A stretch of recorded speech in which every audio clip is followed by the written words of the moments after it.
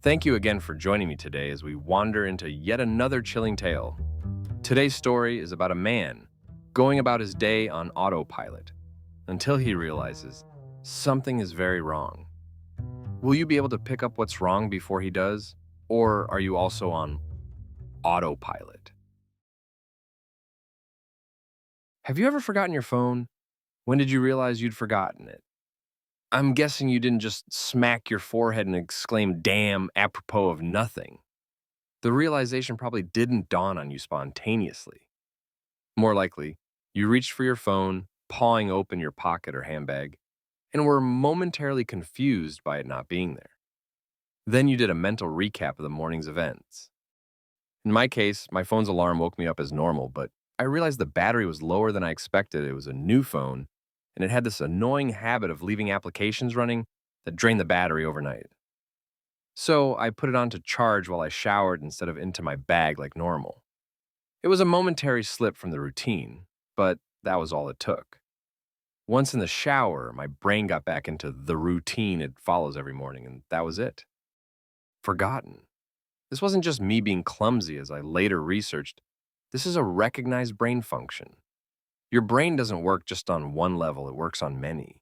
Like when you're walking somewhere, you think about your destination and avoiding hazards, but you don't need to think about keeping your legs moving properly.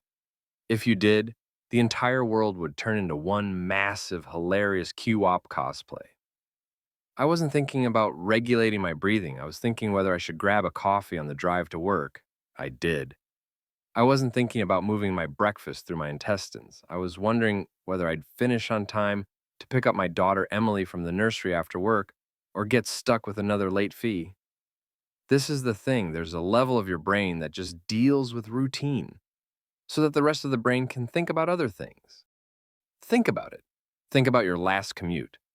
What do you actually remember? Probably little, if anything. Most common journeys blur into one, and recalling anyone in particular is scientifically proven to be difficult. Do something often enough, and it becomes routine. Keep doing it, and it stops being processed by the thinking bit of the brain and gets relegated to a part of the brain dedicated to dealing with routine. Your brain keeps doing it without you thinking about it. Soon, you think about your route to work as much as you do keeping your legs moving when you walk. Most people call it autopilot, but there's danger there.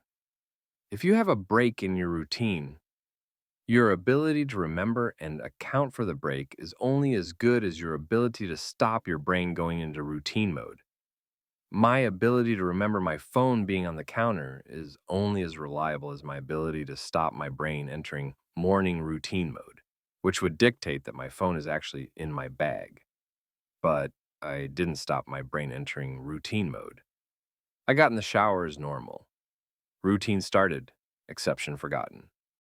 Autopilot engaged. My brain was back in the routine. I showered, I shaved, the radio forecasted amazing weather. I gave Emily her breakfast and loaded her into the car. She was so adorable that morning. She complained about the bad sun in the morning blinding her, saying it stopped her having a little sleep on the way to nursery, and left. That was the routine. It didn't matter that my phone was on the counter, charging silently. My brain was in the routine, and in the routine, my phone was in my bag. This is why I forgot my phone. Not clumsiness, not negligence. Nothing more than my brain entering routine mode and overriding the exception. Autopilot engaged. I left for work. It's a swelteringly hot day already. The bad sun had been burning since before my traitorously absent phone woke me. The steering wheel was burning hot to the touch when I sat down. I think I heard Emily shift over behind my driver's seat to get out of the glare. But I got to work, submitted the report, attended the morning meeting. It's not until I took a quick coffee break and reached for my phone that the illusion shattered. I did a mental restep. I remembered the dying battery. I remembered putting it on to charge. I remembered leaving it there. My phone was on the counter. Autopilot disengaged. Again, there lies the danger.